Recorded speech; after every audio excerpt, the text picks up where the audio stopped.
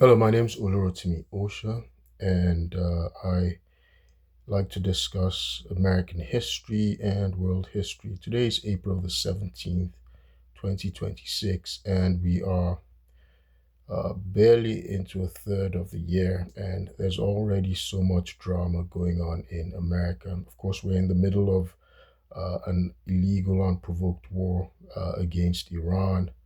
Um, but apart from that, I want to talk about the domestic issues. This is still Stress Awareness and Autism Awareness Month in America, and May is, of course, Mental Health Awareness Month. And you can see America's a pressure cooker, especially concerning the morbid stuff, the mass killings that have been going on. Of course, there mass killings, murders going on due to the war America is engaged in, but domestically as well. It's a constant environment where there's mass killing. Morbid stuff just goes on in the news, right? And the news can be very nauseating. It's April 17, 2026. I checked the surveys, and it says according to a CNN tracker, there have been already at least 21 school shootings, right? 21 school shootings, uh, you know, uh, this year alone. 21 school shootings. Of course, there was a school shooting at Pauls Valley, Oklahoma. Um, when was that? April 7th. April 7th, just barely a week ago, about 10 days ago. April 7th, 2026, at a Pauls Valley High School in Oklahoma, a school shooting. Um, there have been other mass killings, apart from the school shootings, there have been mass killings as well. And there was a mass killing at in St. Louis, Missouri. That was on April the 14th, just about 3 days ago, at a market in St. Louis, Missouri. There was a mass shooting uh, at Union Township in New Jersey on April the 11th, 2026. Just barely a week ago, less than a week ago, right? That's April 11, 2026, at a Chick fil A, right? People were killed. There was a mass shooting at a Chick fil A, at a restaurant, at a market. So at schools, you see these mass shootings go on, right? On and on. Of course, but interestingly, social media or mainstream media, they've not been concerned. They haven't given attention to these incessant mass killings, right? Mass shootings in places that are supposed to be safe spaces for us in America. No concern. I'm titling this video that I'm doing as, America, where mad people, pretend to be sane. They act sane because, as I've mentioned, um, I once lived in Italy. I schooled in Italy, and I remember my classmates used to talk about who'd been to America, and they used to say, "Look, that they found Americans to be crazy, right? The mass shootings, the killings, it was just crazy. The violence, the American behavior being over the top." Just lack of the impulse control. I don't know, but this was what they used to tell me then. But and when we take a look at the media, right, the news, what's been going on, we could see um, reason why foreigners are concerned. You can see the actions of our president. Recently, I saw uh, Congressman Jamie Raskin. By the way, he's from my district, where used to be my district, right, Montgomery County, in Maryland. Congressman Raskin, he said he's putting together a body, a commission of experts that will investigate the mental health of President Donald Trump in light of his delusional posts and erratic behavior, right? For to instigate his removal by invoking the fourth section of the 25th Amendment. I've done a video discussing the 25th Amendment, so I'm not going to talk about that. So all of that stuff has been going on, even on social media. Social media, one thing, the influencers grab the attention of the public, right? One single topic, right? One single topic grabs the attention of social media aficionados and everybody fixates on that one topic. So, what was a singular topic that engaged social media acolytes, users? It was the killing, the recent death of the influencer. What's her name? Ashley Janae, also Ashley Robinson. She had about 100 and over 140,000 followers on Instagram, and she was on trip on in Zanzibar. That's by Tanzania, Zanzibar. It's in Africa, and there she was proposed to by a white man who was supposed to be a CEO, a wealthy white man who's supposed to be a multimillionaire. But on April 9th, 2026, after the proposal, right, the public proposal, she was found, hanging. Now, recent reports indicate that it was actually a homicide disguised as a suicide. So that was what social media was deliberating on. That's what everybody was discussing on social media. Now we now woke up yesterday, right, on April 16, 2026. And for this, I'm going to be very careful. Um, I woke up and learned that a former lieutenant governor of Virginia, a young man, he was just 47, Justin Fairfax, had committed a murder suicide, right? He'd killed his wife, a dentist, beautiful dentist wife, killed her in their home and, killed himself. That's a lieutenant governor of Virginia who almost became governor. Now, I was saying I need to be careful about this because um, Justin Fairfax sister-in-law was my professor in law school. And in fact, his brother used to be assistant dean of my law school where I graduated from. And in fact, I knew both of them. I took photos with them in law school. They both of them took photos with me when I graduated. Right, I'm in between them, and they both took photos with me when I graduated. So um, and the sister-in-law, Professor Lisa Fairfax, excellent woman. She gave testimony during the swearing-in of Justice Ketanji Brown Jackson, of course, became the first black female uh, justice on SCOTUS. SCOTUS just means Supreme Court of the United States. And his brother Roger Fairfax, like I said, you know, he was assistant dean of my law school, and I remember there was an issue that I had. I once went to him, and he would email back and forth with me. Anytime we saw, we would talk. So he was somebody who, if I when I met with him, we would talk. He was engaged. He was an engaged assistant dean. He went on to become dean of the law school at American University. I think currently he's actually the dean of the law school at Howard University School of Law. He's the dean there now. So this is a terrible, right? It's a terrible situation. Now, Justin Fairfax, interestingly, um, of course, he was a very young man. You know, he was really young when he became lieutenant governor, and there I have this African American friend that I've known for over 20 years, and she's Ivy League educated. And of course, I wouldn't say I don't know if she's elitist, but she and I were always looking out for the next Barack Obama, right? And this was how we saw Justin Fairfax career, right? He was Ivy League. Graduated from Columbia Law School, graduated from Duke University. Came from had this excellent family. His brother was a law professor. His brother is double Harvard, right? Double Harvard, went schooled in England, everything, Then the sister-in-law, Professor Lisa Fairfax as well. She's double Harvard, and she was the coolest professor, right? Really cool. Everybody loved her.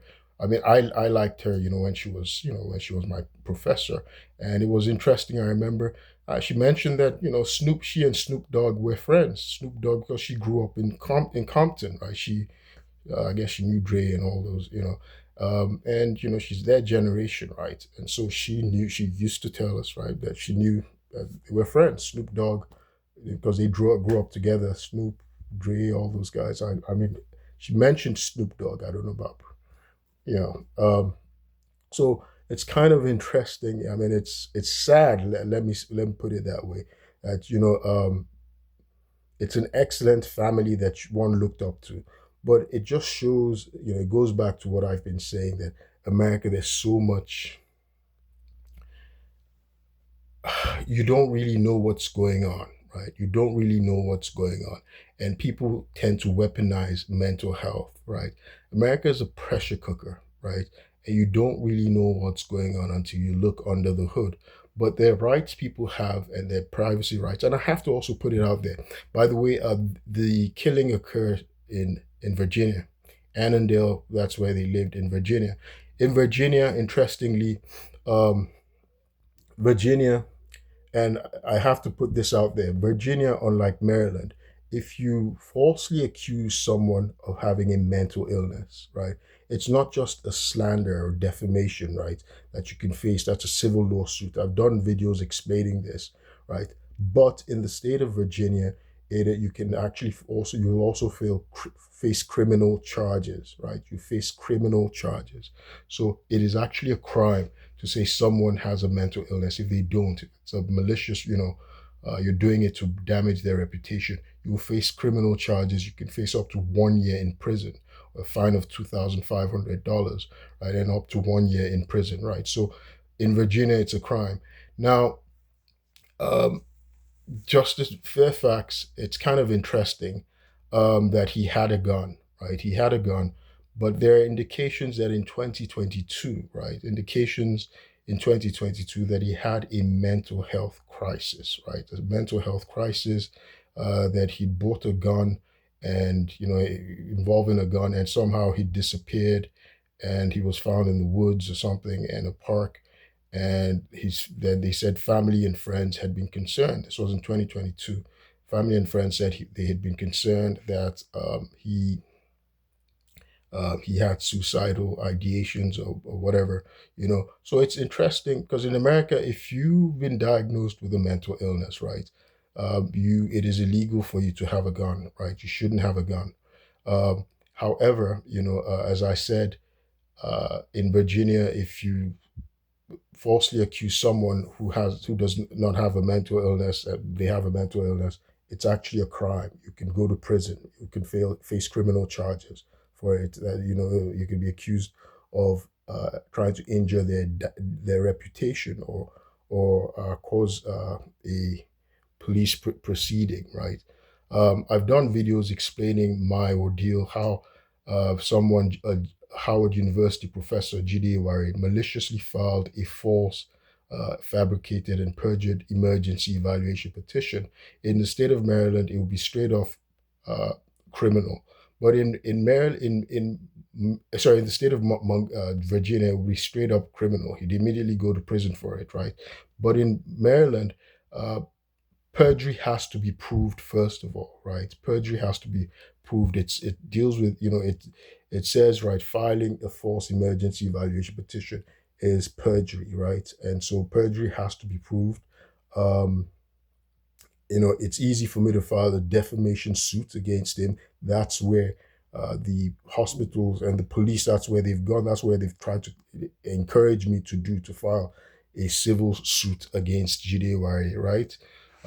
But um, that's neither here nor there. I want to focus on this discussion uh, concerning Justin Fairfax. So you see, in that's what makes it difficult in Virginia to outright, because it can be criminal. There are no public records out there showing that he had a diagnosable mental illness. So it's interesting that he had a gun, because under our national gun control laws, someone who has a mental illness, they're not allowed to. It's criminal for them to possess guns, right? But he still had guns. So the court records, he was going through a divorce with his wife, right? He was going through a harrowing divorce with his wife, and several things, were made public by the judge. The judge noted that he had undefined emotional and psychological issues, no stated mental illness. The judge noted that he had suffered materially and substantially, set from setbacks, as a result of a 2013 election and 2019 allegations of sexual assault. And I'll get to that and discuss those allegations of sexual assault that he suffered in 2019. So as I said, my friend and I, we were enthused by his career, right, by his prospect that he'd rise further. But all of a sudden, Some he was lieutenant governor, right? And especially there was the governor. What was his name? I think Ralph was a physician, a physician, a white guy. Ralph Northam. Yeah, he there had been there was this creed about him having uh, a racist past screed or whatever, and then there were calls for his resignation at the time, and for what's his name, Justin Fairfax to ascend to the governorship. And it was around this time that allegations were made. The first woman who came out was a very prominent woman, right? She's actually a professor, right? And she'd been a politician herself. She's a professor, um, a professor, very, credentialed as well, Princeton undergrad, master's, PhD from University of Chicago. She was a professor. So she came out publicly and said that, well, that she had suffered a sexual assault by Justin Fairfax. She said that, well, that she made these allegations that um, it started off as through consensual kissing in a hotel, and eventually he forced her to to perform oral sex on her against her will. That he forced her. That it was a sexual assault. That it was violent. And of course, he repudiated this, right? He disputed it, he contended, he said it was part of a smear campaign, and especially the timing. It was when they were saying, well, he should take over from Governor Ralph Northam. And so at the time, he was saying, well, it was supporters of the Governor Ralph Northam who were fixing these what he called fabrications. He said they were false allegations, and he said it was just a smear campaign, and this was they were making these false accusations just to smear him and to impede his ability to become governor at the time. And then at the time, Washington Post apparently did not carry the story. The reason they gave for not carrying the story was they thought it was unsubstantiated, and there were no other corroborating instances, right, of a similar conduct, similar behavior that would induce them to say, well, that this was a pattern of behavior, right? Um, but later on, another woman came out named Meredith Watson. She was a former classmate, right? Classmate at Duke University. And she had previously made a report that was public in their school at that time. It was well known. She had accused a basketballer who actually went on to be prominent of raping her. And she alleged that, well, that Justin Fairfax raped her later on because he knew that, and he was very popular at Duke. At least apparently he'd been, he was very popular politically on campus at Duke. And she alleged that he said that the reason he raped her was because he knew that she would never be able to report it. So you see, these were very terrible accusations, right? And he was defending himself. There were now calls in the Virginia House for him to resign, you know. And America is such a place where you're innocent until proven guilty. In the state of Virginia, right, defamation is criminal, right? But it's very difficult, right? In America, you're protected from defamation, but it's the plaintiff, the person who's a victim of defamation, who has to prove the falsity of the statements. Now, we don't know, I'm not disputing that these women may have uh, really suffered, or injury or whatever, right? But these were the allegations that Justin Fairfax was defending himself against. And from recent reports, friends said that even though he served the remainder of his term as governor, despite there are calls for him to, as lieutenant governor, sorry, he completed his term as lieutenant governor, but there were calls for him to resign. In fact, the Black Democratic Caucus in Virginia, they called for his resignation. Everybody was against him. Someone threatened with him with impeachment, right? But eventually they didn't proceed with the impeachment proceedings, right? But he lost his. He was on the board of visitors on, at one of the department schools in Duke University, right? He was forced to step down from his position. He was forced to step down from his position as chairman of the Lieutenant Governors Association, right? So he's, and they said after that he couldn't get a job, right? After his tenure as lieutenant governor, he lost his bid. He attempted to run for governor himself in elections. He lost that, and he couldn't get a job after that. And of course, all of that, the in the court proceedings, right? His wife, it turned out, became like the primary breadwinner. He couldn't get a job. He turned to alcoholism. We don't know how true the veracity of the statements between him and the women, right?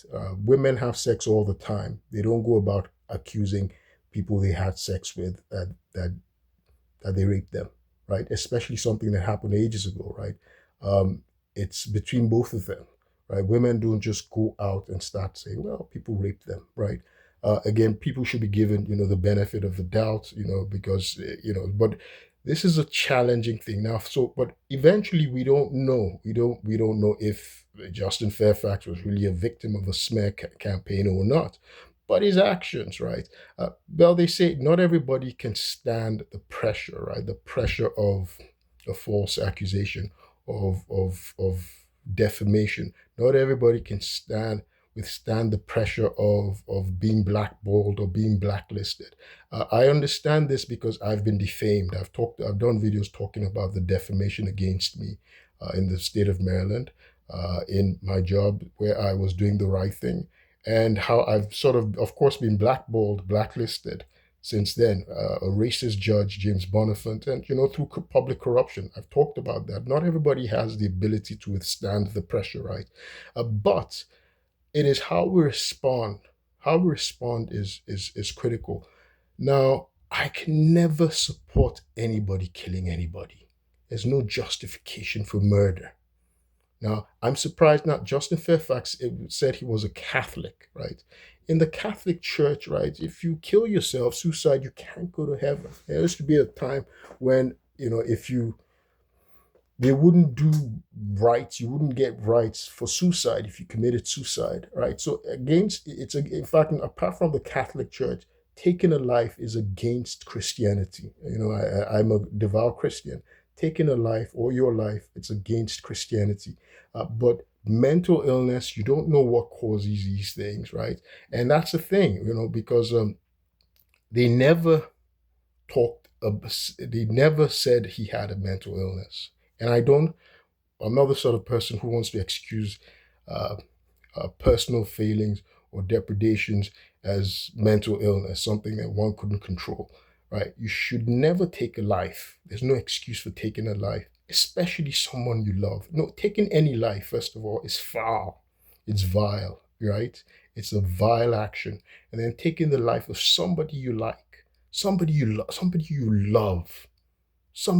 love. How do you kill somebody you love, right? But it happens all the time in America, right? Gun violence, right?